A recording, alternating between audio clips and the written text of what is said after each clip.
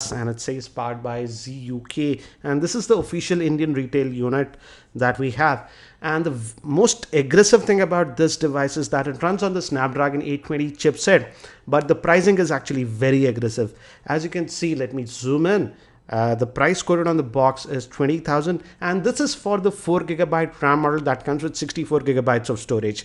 There is also one more variant that comes with 3GB of RAM, and that's priced for 18,000 and will be sold in India via Amazon.in. Again, I'll have the link for Amazon in the show notes so you can check that out. And regarding the SAR on the head, it is 0.71, and for body, it's 1.49.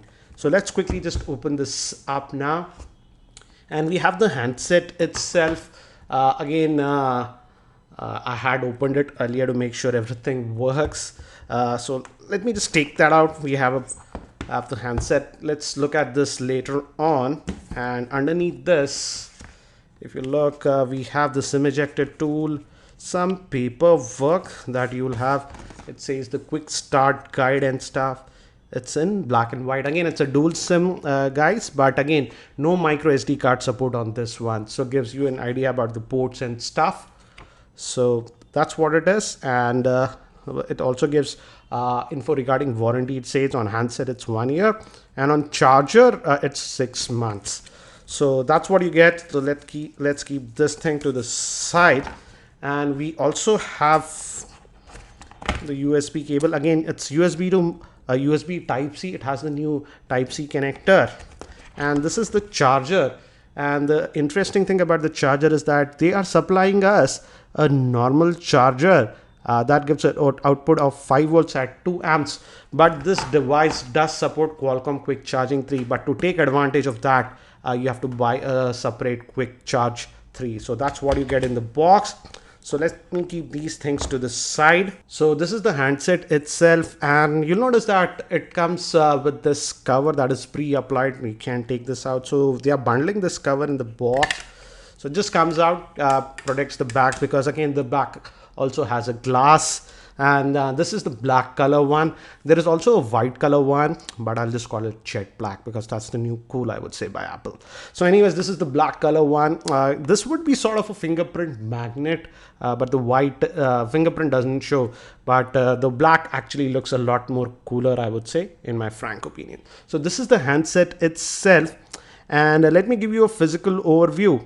On the top, we have nothing. And on here, we have the volume rockers and the power on off button. They seem to be made up of plastic. Lenovo says that the frame is made up of fiber, and this is the SIM slot. Again, dual nano SIM, no micro SD card support.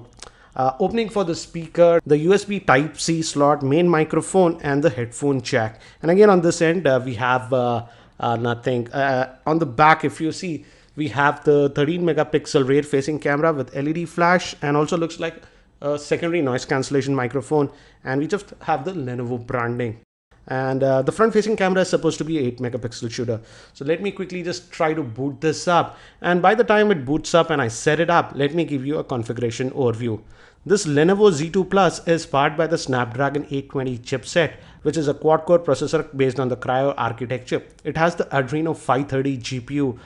This one has a 5-inch 1080p IPS grade screen. It comes in two RAM models, 3GB and 4GB. It's a dual SIM device with 4G and VoLTE support. Moving to the camera, the rear facing camera is a 13 megapixel and the front facing camera is a 8 megapixel shooter. And it comes with a 3500 milliamp hour battery, and fingerprint functionality is also there.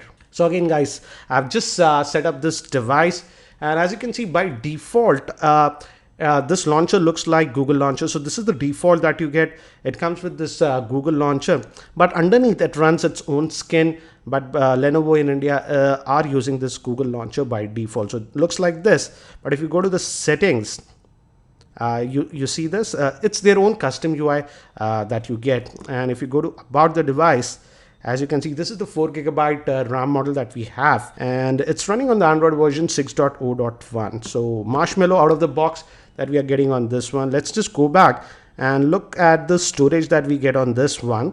Again, regarding this button is actually very different on this one. This is a multi-purpose button, so I'll talk about that later.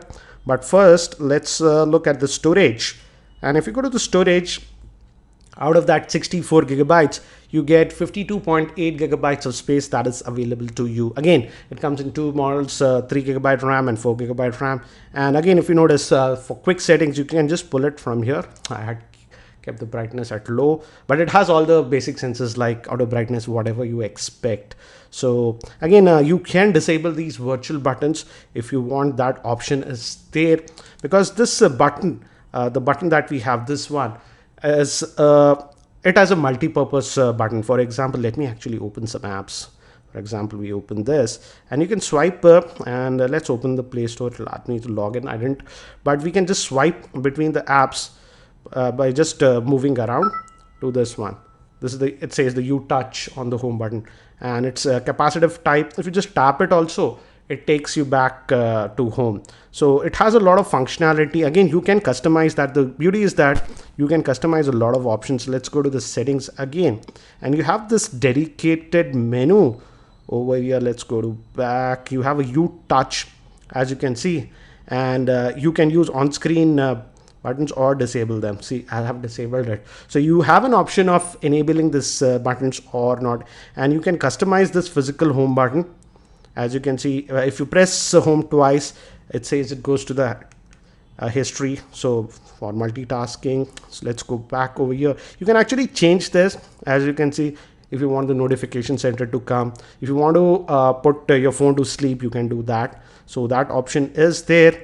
You can slide left or right, as I've told you earlier, to switch between the apps. So that functionality is also there. So and a long press, again, you can customize.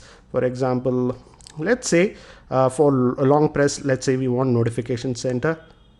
So again, you can customize this. So long touch to home, you can also customize and even open an app. For example, let's say you want a camera. So this is a multi-purpose button that you're getting on this one. And again, you have the choice of having what do you say, these virtual button or use this physical button. Even if you enable this virtual button, the physical button works. So that is there. Now, talking about bloatware, I don't see a lot of bloatware pre-installed, so that's a nice thing. There is something, this is called 9 apps and Amazon Store and Hasolf and Hot Today. So there is a little bit of bloatware, and the share it is again Lenovo app that you get. uHealth is for built-in tracking. It has a pedometer and stuff in this, so if you just set it up, it'll track your steps and whatnot. That is the uHealth app that we have. So that's what you get.